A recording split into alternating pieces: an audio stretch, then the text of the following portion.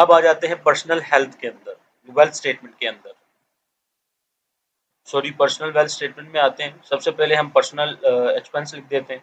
अगर कि आपके पास पूरी डिटेल बनी हुई है, जैसे रेंट अगर हम शॉप का दे रहे हैं तो हम यहाँ मेंशन कर देंगे, व्हीकल मेंटेनेंस वगैरह है जो आपकी पर्सनल है वो आप यहाँ मेंशन कर देंगे, ट्रैवलिंग के एक्सपेंसेस आप यहाँ मेंशन कर देंगे, अगर कि आपके पास प्रॉपर डिटेल है। अगर नहीं है तो आप जो सारे एक्सपेंसेस हैं वो अदर पर्सनल या हाउस होल्ड एक्सपेंसेस के अंदर आके मेंशन कर देंगे। ये आपको पता होना चाहिए कि आपके कितने थे वो। हम यहाँ आके वो एक्सपेंसेस मेंशन कर देते हैं। ये है 261,415, इसको आके हम कैलकुलेट कर लेते हैं। ये हमारे एक्सपेंसेस है इस साल के।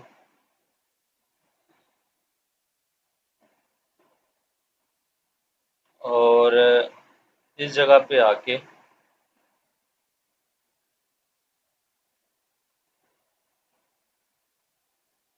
पर्सनल लायबिलिटी पे आ जाते हैं हम। और पर्सनल लायबिलिटी पे आने के बाद देखें, अगर आप इंपोर्ट टू प्रीविजन करेंगे तो सारी चीज़ें आ जाएंगी। तो ऑलरेडी मेरे पास आ रही हैं, इसको मैं नीचे कर देता हूँ चीज़ों, ताकि प्रॉपर सारी चीज़ें नज़र आएँ। और वेल्थ स्टेटमेंट के अंदर जो हमारा चेंज आया है, सबसे पहले तो इसको हम यहाँ से बैक स्पेस करके हटा देते हैं। 6,40,000 हमारा जो है इंक्रीज हुआ है हमारी बिजनेस कैपिटल के अंदर। बैंक का जो 30 जून का बैलेंस होगा आप यहाँ मेंशन कर देंगे।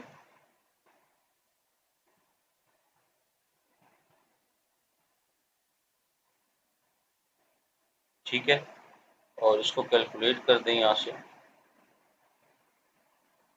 अगर आप फर्स्ट टाइम कर रहे हैं तो आपको पता होना चाहिए आपने शुरू में इन्वेस्टमेंट कितनी की थी बिजनेस के अंदर, वो आप यहाँ मेंशन कर देंगे।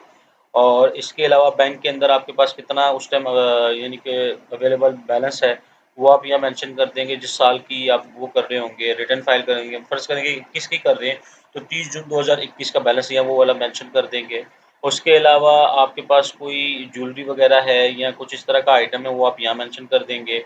अच्छा, हाउस इफेक्ट के अंदर आप ये यहाँ वो उसको मेंशन कर देंगे अमाउंट को। पर्सनल आइटम में अगर कोई चीज़ आपके पास है तो आप यहाँ मेंशन कर देंगे। उसके अलावा आपके पास अगर कैश है तो कैश की वैल्यू यहाँ आ जाएगी आपकी। ठीक है, ये हमारी वेल्थ स्टेटमेंट हो गई।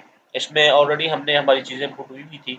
अगर आप फर्स्ट टाइम कर रही हैं तो आपके सामने है, आप इसी तरह मेंशन कर सकते हैं जो भी ये ज्वेलरी है, कोई भी आइटम है। जैसे आपके पास कोई गाड़ी आपके नाम पे, तो आप उसको यहाँ मेंशन करेंगे। ठीक है, और इसके अलावा कोई आपने किसी की लाइबिलिटी देनी है, किसी के पैसे देने हैं, तो ये क्रेडिट जो है एडवांस किसी को आप पेमेंट करनी है तो वो आप वैल्यू यहाँ लिख देंगे। यानी कि आपने किसी का उधार वगैरह देना है तो ये यहाँ मेंशन हो जाएगी। इसका टैब ओपन कीजिएगा, प्लस के निशान पर क्लिक कीजिएगा तो यहाँ आके मेंशन हो जाएंगे। तो ये टोटल एसेट्स हैं इसके। अब आ जाते हैं रिकन्सिलेशन के ऊपर। अच्छा, रिकन्सिलेशन के ऊपर आने के बाद इस जगह पे हमने क्या वैल्यू लेनी है,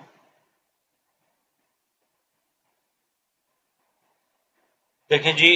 इनफ्लो के अंदर जो है इस जगह पे हमने कौन सी वैल्यू लेनी है, हम आएंगे दोबारा इस जगह पे और कंप्यूटेशन पे आए दोबारा।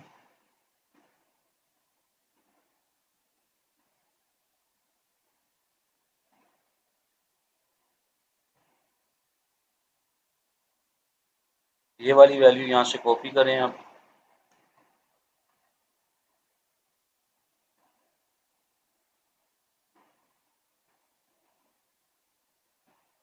रिकन्सिलेशन पे आए दोबारा से, इसके एसिड रिकन्सिलेशन पे। इनकम टैक्स डिक्लेयर एज पर return for the year subject normal. तो क्या करेंगे, ये वैल्यू यहाँ पुट कर देंगे। पुट करने के बाद ओके करें। अब देखेंगे रिकन्सिलेशन के अंदर 2,831 रुपये का फ़र्क आ रहा है, 2,931 रुपये का। तो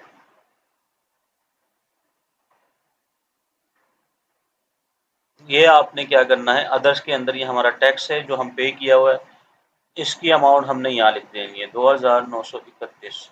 ठीक है, जो हमारी टैक्स लाइबिलिटी बनती थी वो भी हमारा एक्सपेंस है, तो हम यहाँ मेंशन कर देंगे उसको।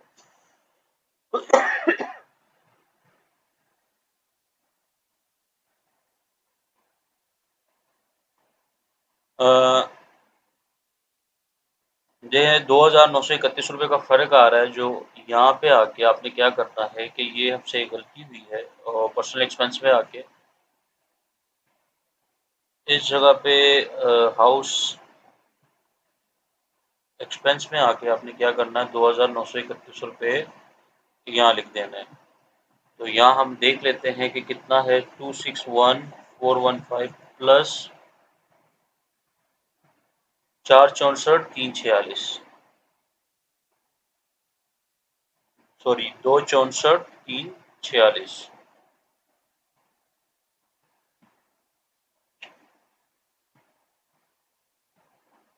264,346 दोबारा से कैलकुलेट कर लेंगे इसको।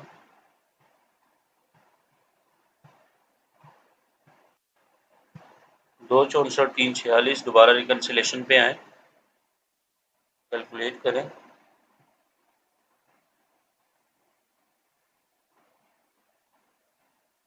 ये देखें, जीरो हो गया।